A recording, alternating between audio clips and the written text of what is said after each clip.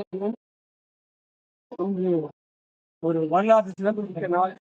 ஏனென்றால் அண்ணன் அம்பேத்கர் அவர்கள் அக்டோபர் மாதம் 14ஆம் தேதி 1956ஆம் ஆண்டு பௌத்தத்தை மகாராஷ்டிரா மாநிலத்தில் உள்ள நாக்பூரில் பௌத்த இந்து மதத்திலிருந்து நான் இன்று பௌத்த மதத்திற்கு மாறுகிறேன் என்று சொல்லி 22 உறுதிமொழிகளை மேற்கொண்டு அவர் பௌத்தத்தை தொடங்கினார். அந்த நாளில் ஒவ்வொரு ஆண்டும் அந்த விஜயதசமி அன்று அவர் மதம் மாறினார். அந்த நாளை நினைவுகூறும் வகையில் உலகளாவிய மக்களும் இந்தியாவினுடைய மூலை முடுக்கெல்லாம் உள்ள மக்களும் அனைத்து அம்பேத்கர் வாதிகளும் அனைத்து பௌத்தத்தை ஏற்பட்ட பொதுமக்களும் சாதனை ஆண்டோட அறிவியல் இன்று அந்த நாளை நினைவுகூறும் வகையில் நாக்பூரில் வந்து அவருடைய தங்க பேரையும் கண்ணாடி பேரையும் தங்க கலெக்ஷன் வைக்கப்பட்ட ஆட்சியில் மக்கள் வந்து அதை வழிபாட்டு விட்டு அங்கிருந்து வெளியே சென்று அந்த நாட்டு குழந்தை மைதானத்தை சுற்றி உள்ள ஸ்டால்களில் உள்ள அம்பேத்கர் புத்தகங்கள், அவருடைய பேனாக்கள், அம்பேத்கர் பற்றிய நூல்கள், பௌத்தத்தை பற்றிய நூல்கள் அனைத்திலும் காட்சிக்கு விற்பனை வைக்கப்படுகிறது. அத்தனை மக்கள் அனைவரும் வந்து மக்கள் போராளிகளுடைய மக்கள் வந்து வாங்கிட்டு செல்கின்றனர். அவருடைய போதனைகளும் அவருடைய நெறிமுறைகளும் கோட்பாடுகளும் பௌத்தம் உள்ளடக்கியது. பௌத்தத்தில் மாயமில்லை, மந்திரமில்லை, தந்திரமில்லை. இதில் இருப்பது அதில் பௌத்தத்தில் எதுவுமே இல்லை. பௌத்தத்தில் இருப்பது எல்லாம் சமத்துவம், சகோதரத்துவம், சுதந்திரத்துவம் என்ற 3 கோட்பாடுகளாக அடங்கிய மதமாக மதம் என்று சொல்லவில்லை. மதம் என்பது வேறு, சமயம் என்பது. பௌத்தம் என்பது ஒரு சமயம். அதனால் அம்பேத்கர் அவர்கள் இந்த பௌத்தத்தை ஏற்றுக்கொண்டார். அந்த பௌத்தத்தை ஏற்கொண்ட காலத்தான் அம்பேத்கருக்கு முன்னாடி இந்த உலகத்தை இந்தியாவை ஆண்ட சாம்ராட் அசோகர் மன்னர் காஷ்மீரிலிருந்து கன்னியாகுமரி தவிர்த்து மற்ற அனைத்து இந்திய தேசத்தையும் ஆண்ட சாம்ராட் அசோகர் அவர்கள் கலிங்க போருக்கு பிறகு அவர் மதம் மாறினார். ஏனென்றால் கலிங்க போரில் அசோக சாம்ராட் போருக்கு கடைசி யுத்தம் கலிங்க போர். அந்த போரின் காரணமாக பல்லாயிரக்கணக்கான மக்கள் போரில் கொல்லப்பட்டனர், மக்கள்கள் சாகடிக்கப்பட்டனர். அதில் மனம் மாறிய சாம்ராட் அசோகர்கள் இனிமேல் நான் இந்த நிலையிலிருந்து, இந்த ஆட்சி அதிகாரத்திலிருந்து நான் விலகுகிறேன். நான் தற்பொழுது இந்திய மக்களுடைய உலகளாகிய பௌத்தத்தை மனிதனாக நேசிக்கூடிய, சமூகத்தை நேசிக்கூடிய, உண்மையை கடைபிடிக்கூடிய, கர்மா, வினை, நல்வினை, தீவினர், கர்மா, மோட்சம், விதி என்ற மாயைகளில் விடுபட்டு சமூகத்தை போதிக்கின்ற இந்த பௌத்தத்தை ஏற்றுக்கொள்கிறேன்.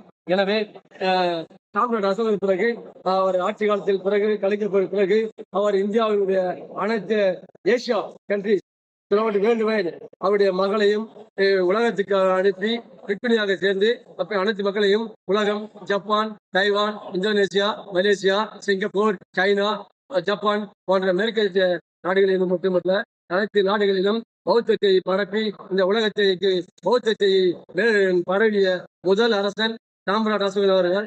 அதன் பிறகு அசோகருக்கு பிறகு பௌத்த மதம் என்பது சற்று தோய்வடைந்துவிட்டது. இதனால அசோக் பிறகு சில முஸ்லிம் மன்னர்கள் ஆண்ட போது இந்த சமயத்தை பல்வேறு வளர்ச்சியிலிருந்து இன்டர்கட்டாக இருக்கப்பட்டனர். அதன் பிறகு அந்த அசோகர் நீட்சிக்கு பிறகு, அம்பேத்கர் பிறகு, இந்த உலகத்தில் கழிவு மாறுக்கு பிறகு, அசோகருக்கு பிறகு இந்த பௌத்தத்தை சமயத்தை உலகெங்கும் மறுமலர்ச்சி செய்த ஒரே ஒரு இந்திய மாபெரும் பேரறிஞர், உலக மாமேதை அண்ணல் அம்பேத்கர் அவர்களுக்கு அதுதான் பௌத்தம் ஏற்றினால் இந்த 14th October 1906 நாக்பூர். ஏன் அவர் நாக்பூரை தேர்ந்தெடுத்தார் என்றால், இந்த நாகபுரியில் நாகாஸ் என்ற வம்சாவளியினர் ஆண்டு வந்தனர். அவர்கள் ஆரியர்களுக்கு எதிரானவர்கள், ஆரிய கலாச்சாரத்திற்கு எதிரானவர்கள். எனவே அந்த பெருமை வரலாற்று சிறப்பு இந்த மண்ணில் அதனால்தான் நாக்பூரை தேர்ந்தெடுத்தார். அது மட்டுமல்லாது இந்தியாவில் மூளை முடுக்கெல்லாம் நார்த், ஈஸ்ட், வெஸ்ட், சவுத் என்ற 4 புறம் இந்த மக்கள் ஒன்று திரண்டு இங்கே சங்கமமாவதற்குள்ள ஒரு சென்ட்ரல் பாயிண்ட் நாக்பூரை தேர்ந்தெடுத்தார். அது மட்டுமல்ல, அங்கே நாக்பூரில் பக்கத்தில் உள்ள நாகாலாந்து போன்ற நாகாஸ் என்ற வம்சாவளியினர் ஆண்டனர். அப்போது அவர்கள் எல்லாம் இந்த ஆரியர்களுக்கு எதிராக பௌத்தருக்கு ஆதரவாக பாடுபட்டவர்கள், ஒடுக்கப்பட்ட மக்களுக்காக, நசுக்கப்பட்ட மக்களுக்காக, உரிமை மறுக்கப்பட்ட மக்களுக்காக, விளிம்பு மக்களுக்காக பாடுபட்ட அந்த நாளில் அந்த மன்னர் கொண்ட இடத்தில் தான் நான்குரியை தேர்ந்தெடுத்தார். அதனால்தான் அவர் பௌத்தத்தை ஏற்றுக்கொண்ட பொழுது கல்விய போது உலகளாகிய பௌத்தர்கள் முன்னிலையில் அவர் 22 உறுப்புகளை ஏற்று, நான் இறந்தாலும் பிறப்பால் இந்துவாக பிறந்தேன், ஆனால் நான் இறக்கும் போது ஒரு இந்துவாக சாக மாட்டேன் என்று சொல்லி 22 உறுதிமொழிகளை மேற்கொண்டு இனிமேல் நான் பௌத்தத்தை ஏற்றுக்கொள்கிறேன், நான் இனிமேல் பிற்பணியாக மாறுகிறேன் என்று சொல்லி தன்னுடைய தலையில் இருந்த முடியெல்லாம் அதை வழித்து அவர்கள் எல்லாத்துக்கும் ஒரு பிக்கின காட்சி இருந்தார். அந்த மாமேதையின் சார்பாக அந்த மாமேதை ஈன்றெடுத்த ஒரு தத்துவத்தை, கோட்பாடுகள், உரிமையை, சகோதரத்தை கோட்டு மரங்களே இந்த நாளில் இந்த நாட்களில் உள்ள இந்த தீட்சை பூமியில் எல்லா மக்களும் அனைத்து கொண்டு கொண்டிருந்தவர்கள். அதனால்தான் இந்த நாட்களிலே ஒவ்வொரு ஆண்டும் இந்த விஜயதசமி இந்த பௌத்த அம்பேத்கர் அனைத்து ஒரு மக்களும், இந்திய மக்களும் மட்டுமல்ல உலகளாகி பௌத்தர்களும் கொண்டு கூடி இந்த அண்ணனின் தீட்சையை பற்றி சீரும் சிறப்புமாக மேல்மேலும் பௌத்தத்தை இந்த உலகம் முழுவதும் பரப்பக்கூடிய வகையிலும் அண்ணல் அம்பேத்கர் இந்த மக்களுக்காக சொல்லிவிட்ட பாதையை, கற்றுக் கொடுத்த நெறிமுறைகளை, கோட்பாடுகளை, போராட்டத்தை கல்வினால் மட்டுமே வென்றெடுக்க முடியும். கல்வினால் மட்டுமே நீங்கள் வளர முடியும். உங்களுக்கு பாதுகாப்பு கல்வி மட்டுமே. கல்வியை தவிர்த்து வேறு எந்த நாளும் உங்களுக்கு பாதுகாப்பு இல்லை. எனவே அனைத்து மக்களும் முதலில் நீங்கள் படிக்க வேண்டும், கல்வியை பெற வேண்டும். கல்வியை பெற்றதால்தான் உன் வாழ்வியல், உன் பொருளாதாரம், சமூக அந்தஸ்து, அரசியல் அந்தஸ்து அனைத்தும் மேம்படும். எனவே கல்வி மட்டும்தான் யாராலும் அழிக்க முடியாத செல்வம்.